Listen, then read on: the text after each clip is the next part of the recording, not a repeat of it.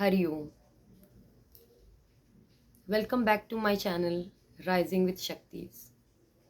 आज का टॉपिक है नारी, नारी शक्ति, स्त्री शक्ति, मातृशक्ति। एक औरत। हमारे सनातन धर्म में नारी को बहुत महत्वपूर्ण स्थान दिया जाता है। देवी के रूप मानते हैं नारी को, कि हर नारी देवी की स्वरूप होती है। तो एक नारी का कर्तव्य क्या है जीवन में, तो हम बात करेंगे आज नारी के कर्तव्यों के ऊपर। नारी क्या है, कैसी है, सब ऐसे कहते, स्वयं भगवान नहीं जान पाए नारी क्या है, तो इंसान क्या जान लेंगे। पर आज हम बात करेंगे नारी के कर्तव्यों के बारे में। आज की पीढ़ी की नारी एक अलग जोश, एक अलग जज्बा, एक अलग जुनून, कुछ कर दिखाने का, कि ऐसा कुछ नहीं है जो हम नहीं कर सकते। एक अप्रूवल का, ठीक है। ऐसा लगता है कि सदियों से हम डब्बे में बंद थे और आज ही हमको आज़ादी दिख रही है, और हमको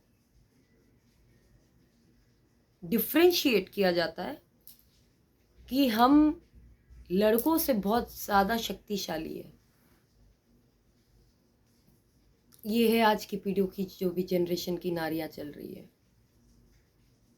उसमें से गिने चुने रहते जो बैलेंस और संतुलन को बना के चलते हैं।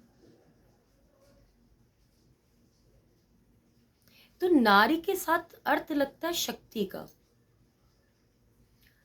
तो जैसे हर पुरुष में शिव तत्व है, हर नारी में शक्ति तत्व है।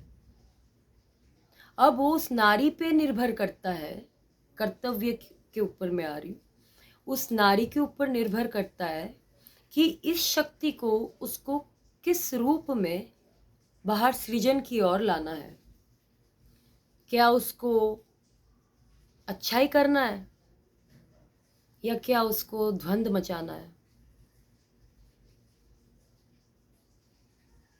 जब कुछ गहरा कार्य होता है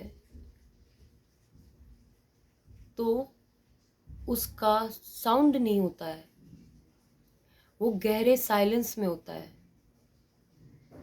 तो ये जो इतना शोर मचा रहे हैं,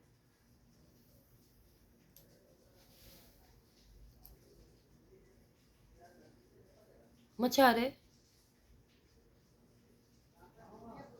और हर नारी में एक भय आ गया है। तो नारी खुद स्वयं भूल गई कि वो भीतर से कौन है, वो किस रूप से सृजी गई है, किस आधार से बनाई गई है। तो नारी खुद भूल गई है कि वो शक्ति है, वो शक्ति का स्वरूप है, वो शक्ति का एक बिंद है, वो एक रोशनी है, वो एक चिराग है। नारी स्वयं ये चीज भूल गई है। जो कहते हैं ना कि एक स्त्री आपके जीवन में आने से घर बना सकती है या घर बिगाड़ सकती है, ये 100% सत्य वचन है। क्योंकि नारी जो शक्ति है, वो स्वयं की शक्ति को भूल गई है कि उसको जीवन में क्या करना चाहिए। जीवन में चलने के लिए कौन सी चीजों का पालन करना चाहिए, कौन सी चीजों में हाँ कहना चाहिए, कौन सी चीजों में ना कहना चाहिए। छल कपट सब में भरा पड़ा हुआ है, कोई खाली ही नहीं है। तो आप एक सिक्का उछाल के नहीं कह सकते हो कि आप सत्य वचन सती हो, ठीक है। तो ये फालतू का एक द्वंद्व चल रहा है। नारी जब वो पैदा होती है किसी और के घर में, अपने माता पिता के घर में, तो तब वो किसी की बहन बनती है, किसी की बेटी बनती है। फिर वो लाइफ में आगे बढ़ती है, जो उसको करना है लाइफ में वो करती है। फिर अगर उसका विवाह होता है तो वो जो पति है वो उसका उसका परिवार, उसके सब उसके हो जाते हैं। तो नारी का कर्तव्य ये है समानता लाना, एकता लाना, रिश्तों में प्रेम लाना, मिठास लाना।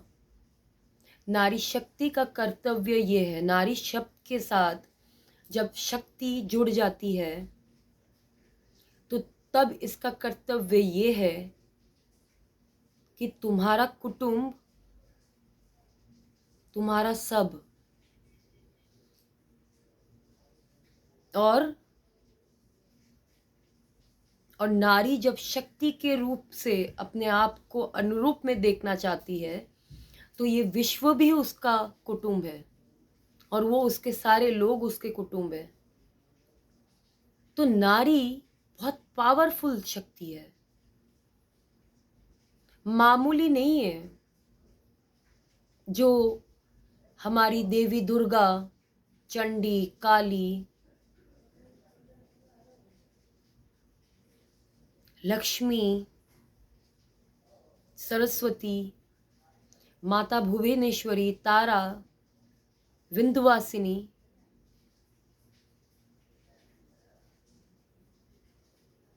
और पता नहीं कितने सारे रूप उसके, पर जब वो इंसान शरीर में आती है, जब वो मनुष्य शरीर को ग्रहण करती है, तो तब भी उसके ऊपर बहुत सारी चीजों का एक लोड रहता है। सब अपने लोड के ऊपर भाग रहे हैं, लेकिन जीवन का जो सत्य है उसको स्वीकार नहीं करना है, अपनी शक्ति को स्वीकार नहीं करना है, क्योंकि हम अपन को तो प्रूफ करना है कि हम सबसे काबिल है, क्योंकि हम नारी है, क्योंकि हमसे तो देवी दुर्गा है, हमसे तो देवी काली है, हमसे तो शक्ति है। तो शक्ति बहुत बड़ी है, बहुत बड़ी अवस्था है शक्ति। वो पवित्रता, सुंदरता, संपूर्णता के साथ है, संपूर्ण स्वरूप है वो किसी में भेदभाव नहीं करती, वो सबको एक समान प्रेम देती है, रिश्तों जोड़ती है तो निभाने के लिए, चलाने के लिए अपने परिवार को सबसे अधिक महत्व देती है, और जो भी उसका परिवार है उस चीज को वो सबसे अधिक रखती है, और वो उस जगह की रक्षाकार बनती है पहले तो, कि ये कुटुंब है, ये मेरा परिवार, ये मेरा घर, इसकी रचयिता मैंने की है, सृजन मैंने की है।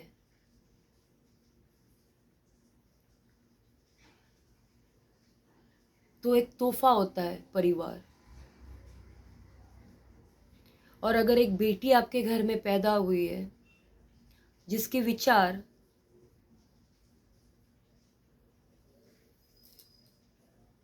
एकता, समानता, प्रेम, अनुभव, तो आप समझिए कि अच्छा चीज आया नीचे।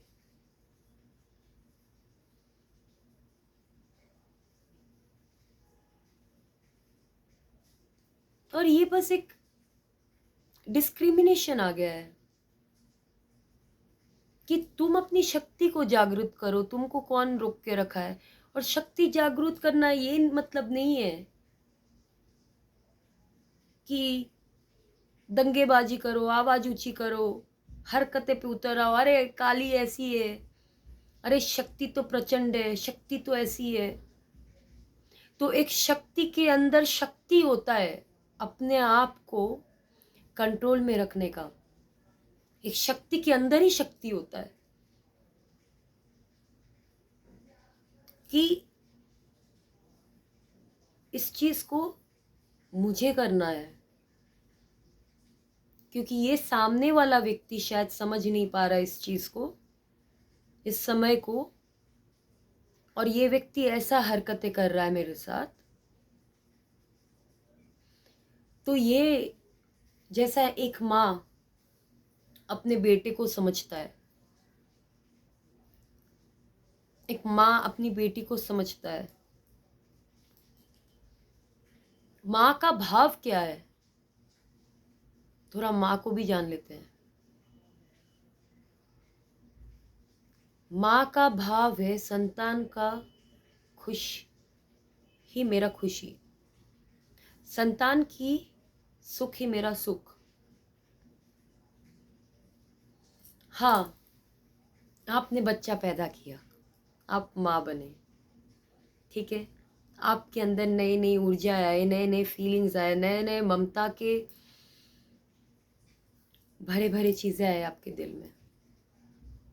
बच्चा को बहुत अच्छे से पढ़ा बड़ा के सुंदर फूल की तरह बड़ा किया। फिर बच्चा बड़ा हो गया, जब तक वो नहीं चल पा रहा था आप उसका हाथ पकड़ के रखे थे। फिर वो चलने लायक बन गया, साइकिल चलाने लायक बन गया, गाड़ी चलाने लायक बन गया, प्लेन उड़ाने लायक बन गया। उस लड़के को आपने उंगली पकड़ के, उस लड़की को आपने उंगली पकड़ के इतना काबिल बना दिया कि वो प्लेन उड़ा रहा है, वो गाड़ी चला रहा है, वो स्वयं का अनुभव कर पा रहा है और खुद का अच्छा बुरा सोच पा रहा है इस घोर अंधकार कलयुग में। है ना ऐसे माता पिता?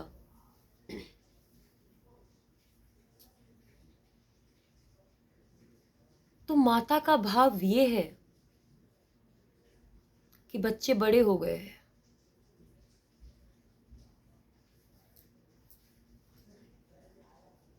और मैं तो इसके लिए कहती हूँ और सोचती हूँ, हर परिवार में ईश्वर का और जागरूकता का, अवेयरनेस का वास होना बहुत ज़रूरी है। क्योंकि अगर माता पिता ही अज्ञानता में रहेंगे तो वो बच्चों का क्या विकास करेंगे, और बच्चे अगर खुद अपने बल पे विकास कर भी लेंगे तो वो द्वंद्व फिर माता पिता के साथ चलेगा और ये बस चलता जाएगा, चलता जाएगा,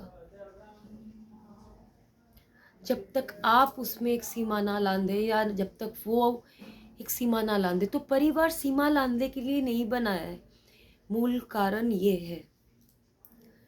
परिवार माँ बाप भाई बंधु बांधने के लिए नहीं है, अपनी इच्छाओं पे उनको हाँ कराने के लिए नहीं है।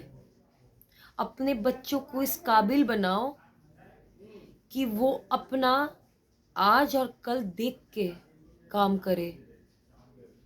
अपने बच्चों पे भरोसा करो। प्रेम से सृजन किया है आपने इस बच्चों का,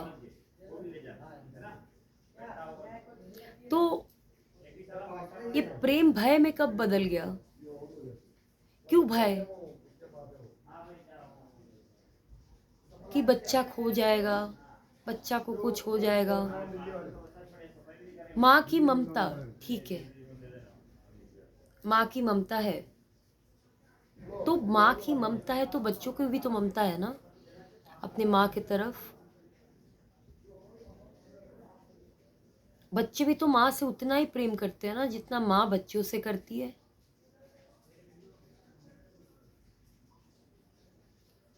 तो ये द्वंद्व किस बात का, किस बात का जिद, किस बात का अकड़? नारी प्रेम है, नारी शक्ति प्रेम से बनी है, नारी क्रिएशन के लिए बनी है, चीजों को उजाड़ने के लिए, खत्म करने के लिए नहीं। चीज़ों को और कितना आप सुंदर बना सकते हो और कितना अच्छा बना सकते हो। नारी समझने के लिए है। और अच्छा कर्म, आज की जनरेशन पीढ़ी एक तो बॉयफ्रेंड गर्लफ्रेंड में अटके पड़े हुए हैं, ठीक है, अज्ञानता के कारण सब। इसके लिए ना स्पिरिचुअल ज्ञान होना